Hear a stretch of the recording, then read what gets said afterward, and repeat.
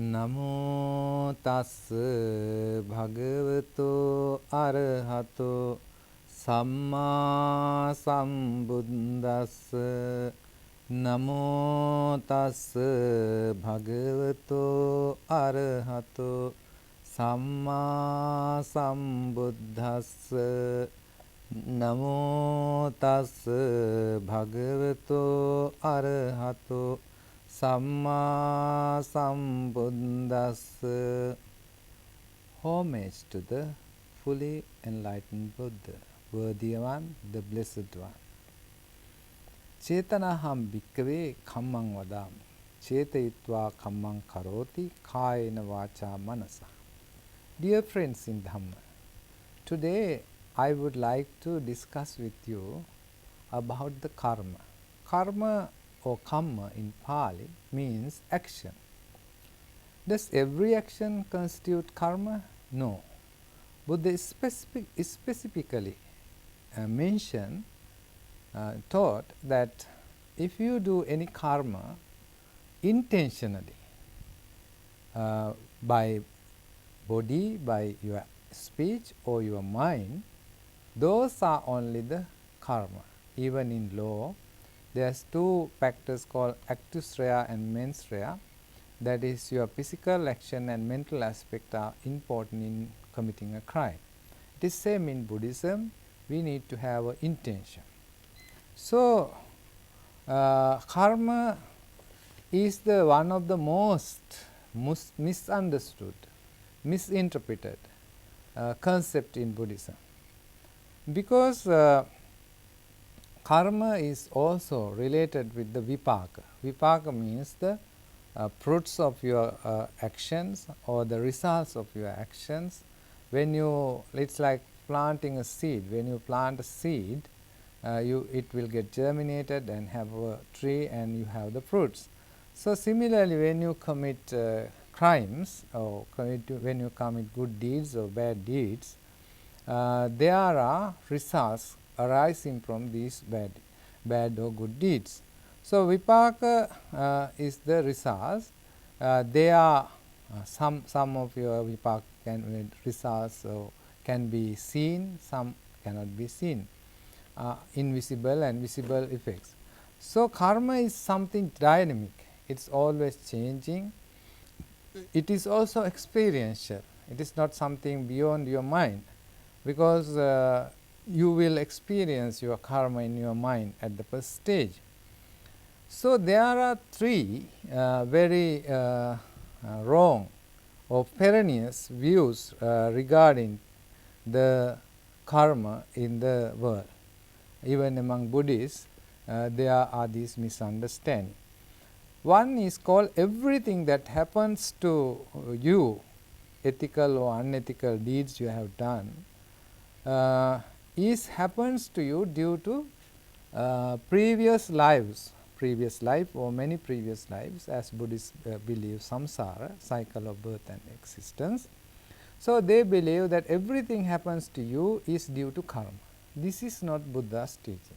Really, this is a wrong, incorrect misunderstanding of the misinterpretation of Buddhism. This philosophy or this teaching was given by a Nigantanatha Putta, one of the Jain religious teacher. Jaina Mahavira taught that everything happens due to your karma. If everything happens due to your past karma, there is no choice for you. You cannot do anything. You don't have a free will. You cannot act out the way you want. So it is not in that, it is not correct. It is a wrong understanding of karma. Everything happens to you is happens due to your bad and good deeds you have done in previous life. So there is no opportunity, or there is no potentials, there is no space for us to spiritually advance, because everything is predetermined. And also in Buddhists especially believe the astrologies, this is also kind of wrong understanding, that it will have many effects for our ordinary life. They believe that because certain stars or certain things are in the sky situated in a particular way, so that it will affect your life and it will hinders your development, it will hinders your progress. The second thing is called everything that happen is due to the will of the Supreme God. It is called Issara Nimmana Hetu. That if everything happens due to the will of the God, there is nothing you can do. And if you have done some crimes or something bad, it is also the will of the God. If you have done something good, it is the will of the God. You don't need to take responsibility. You should not go to the prison or to the hell or to the other bad states, because it is not ultimately you didn't intend. It is the intention of the Supreme God. So this is also Buddha rejected. Because it takes away your responsibility. You have no choice, and you are not responsible for your actions. Then the third one is everything that happens is without a cause or without a reason. So again Buddha rejected this theory, these teachings, because it's very harmful for day-to-day life people, that if they do, they have to take the responsibility of their actions, their intentions, their creations.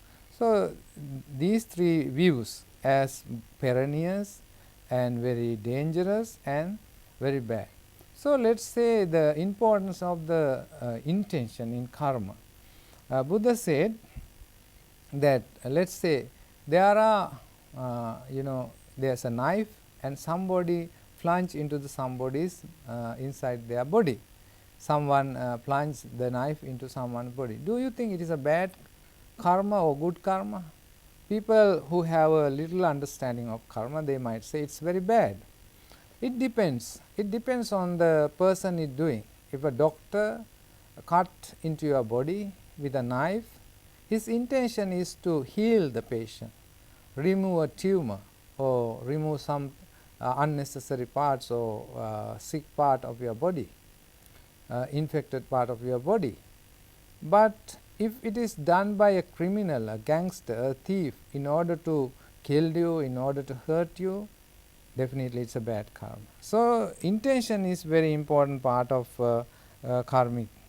So that Buddhists, especially in our Asian cultures, think that everything happens due to their life or due to the bad karma of their previous life.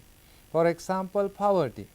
If people are poor, very poor, they think it is because of their poverty, their bad karma in the previous life, they cannot get rid of the poverty. But if you look closely the lives of poor people, most of them either they haven't tried to learn and get education, good education. So their thinking power is poor. Secondly, they might not make enough effort to get out of the poverty. They are lazy. Thirdly, most of the when in day-to-day life, I meet masons, carpenters, welders. All those people get higher salary than a teacher. But yet, if you look at the life standard, livelihood and their way of living, is very lower than a teacher, because they don't know how to spend the money, they squander money. Some people use that money for womanizing, some people for alcohols and gambling and so many other vice things. They do very bad things with the money, and because of that they don't invest the money, they don't use the money wisely, so they are stuck in this poverty. So it is not because of their karma. They believe it is because of their karma, but actually in their real life they don't do necessary things to get out of the karma, bad karma, or it is they believe that it is because of bad karma they are poor. So we need to karma is something we can reduce or weaken, modify. So karma is not something static, permanent. You can change it through your actions, through your intentions, through your motivation. Let's take an example. Suppose there is a darkness in a room. You leave that dark room. If you light a small candle, that darkness will go away. If you light more candles inside the room, it becomes brighter. And if you light more candles or more lamps around the pathway to the your room, also have more lights. Similarly, if you do more good things, when you are doing bad or you have bad things, then there is a possibility, there is an opportunity, there is methods to overcome these bad things. So it is more important for us to how to change the karma.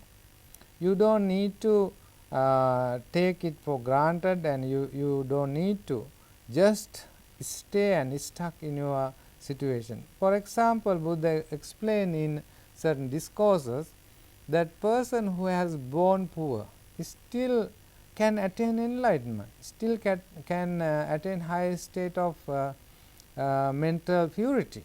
So that means if you make effort, if you make especially samma vayama, right effort, there is you can overcome your vipaka. So people always say that their life is determined by the karma. Actually, it is not so. Karma is conditioned. Our life is conditioned by karma, not determined by the karma. So, karma is one condition in our life. So, there are 5 rules or 5 laws that affects our life. Those 5 rules explain that everything happens to in our life is not due to bad karma. Let's say first one is called Utuniyama. Utuniyama is like seasonal changes that happens all over the world. Supposing there was a great flood, there was a great volcanic eruptions or tsunami like situations, or heavy rains, storm, thunder, all those are not your karma. Supposing there was heavy rain and there was a flood, it not because of your karma, it is natural law, that law of seasons has changed and it brings so much water, and there was a flood, and because of that flood you suffer. So it is not your bad karma.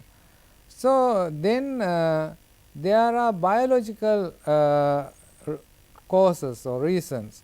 So bijaniyam, supposing you grow a coconut, you will get coconut, you don't get mango. So these are the biological things. And also suppose there are every million human beings, there is a one rare disease, genetic disease or some neurological disease. It not because of your karma, it because of your it is the nature of the seeds or the nature of the biological causes. So we don't need to everything happens to in our life debit to karmic account. So there's another thing called karma niyama. This theory of karma also affects us. Then the chitta niyama.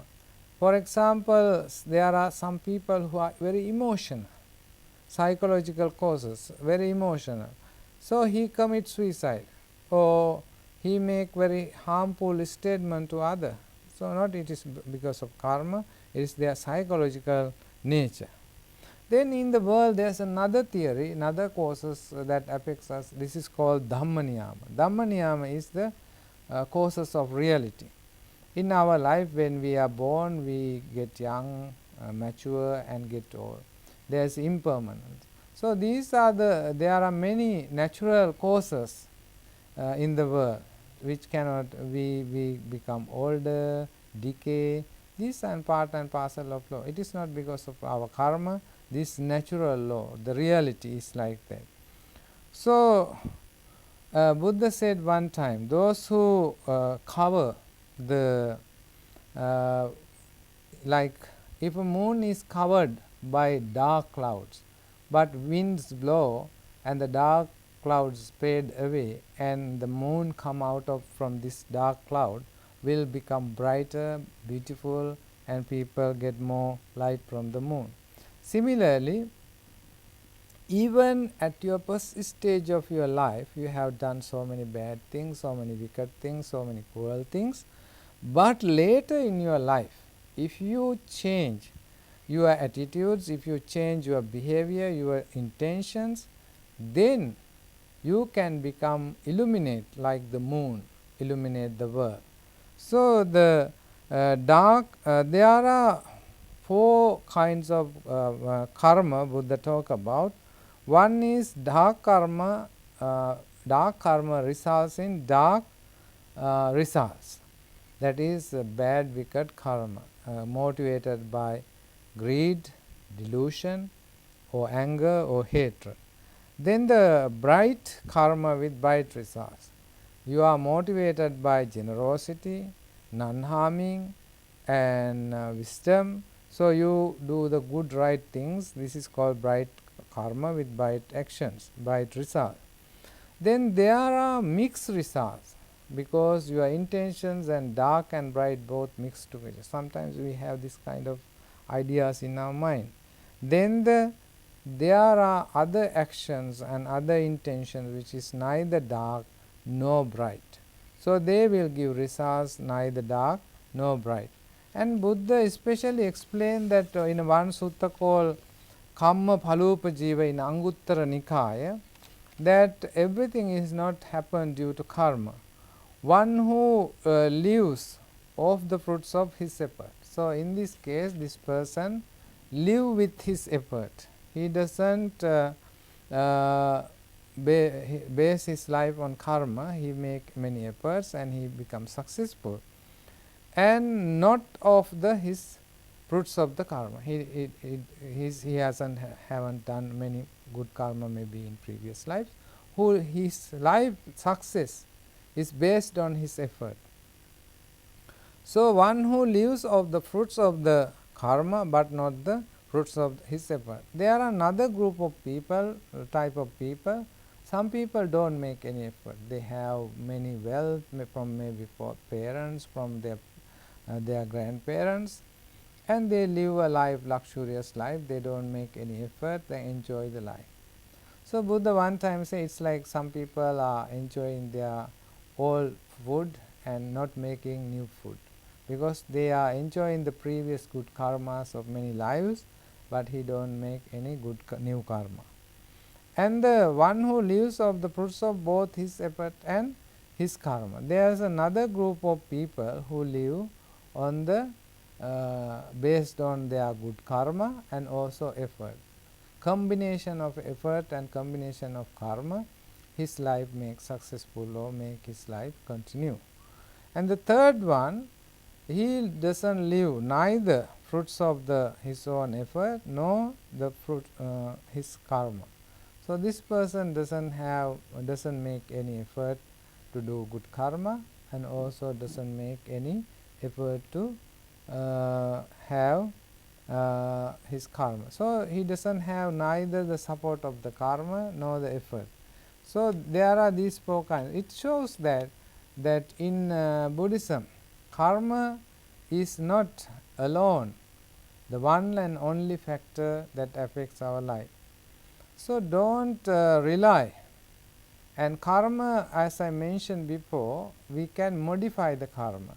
How we can modify the karma? By creating more positive, more good deeds.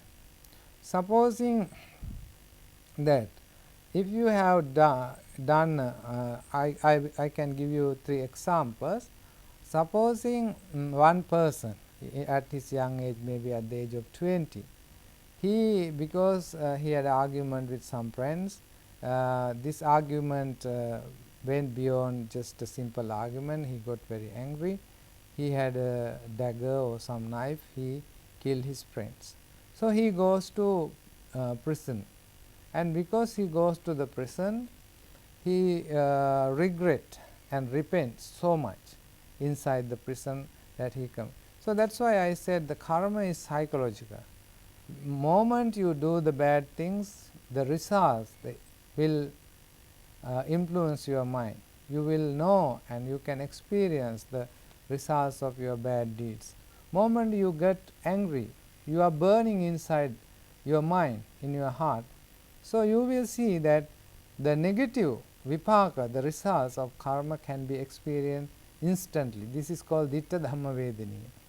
And the working of the karma, then this young boy has went to the prison for maybe 30 years, 20 years, and he was released. During the prison he behaved very well, and later when he come out, he started an education center for the young people to explaining, if you do crimes you will go to prison, you will have this kind of bad results. So he will encourage other people not to commit any crimes, educate them. And during his last stage of life, he spent very faithful, very devout, good life. So he doesn't do any bad things. So you can see that at the time of doing crime he did it, but later he changed a lot, whole lot. His life, where he lived the life, changed a lot. So you can, by doing that, you can reduce the effects of your bad karma you have done. And secondly, there are reasons we can ascertain, understand that these are not due to past karma. Some people think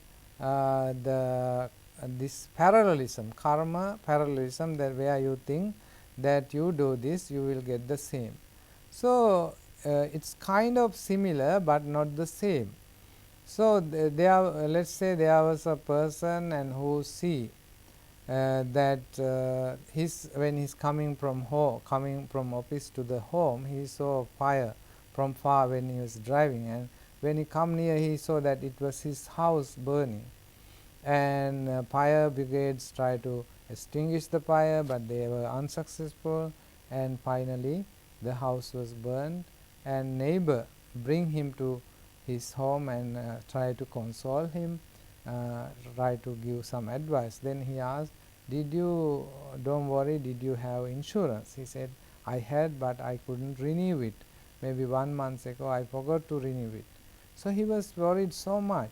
In another instance, there's a woman. That woman had a big business in the town, but her business place was burnt by fire, but she wasn't worried. So the way we respond to our mental response to our karma or our situation might aggravate our karma, might increase the effects of karma, because way we think and way we regret, and because it's more of mental nature to have this kind of karmic effects. So that is why in Buddhism, the Angulimala, one who was a serial killer, it is said in our Buddhist text that he killed more than nearly 999 people. It's a huge amount of people he killed. But at the time he met the Buddha and had a discussion and Buddha's advice, he could become enlightened, and he couldn't give up all his bad habits of killing, and he can change. So that many stories in Buddhism says, and karma is not permanent, you can change it, you can change it for a better life, you can reduce the effects of karma in your life. Only the very heinous, very bad, dangerous karma is called anantara papa karma. This is killing of your father, killing of your mother, killing of arahant, shedding the blood of the Buddha, or make schism in the Sangha. These are the one of the most bad, wicked karma in Buddhism. But you can, unless that, you can weaken the effects of the karma in your life. So karma is not something predetermined thing. There is space for you to change it, your destiny. You can change your karma, remember. So don't don't make a lame excuse for your faults and say that everything happens to you is due to bad karma. This is not Buddhism. So understand that karma is something we can create, we can change, we can make it better. So with that understanding, let's make more positive, wholesome, good karma. May the Buddha Dhamma and Sangha guide you, protect you and bless you.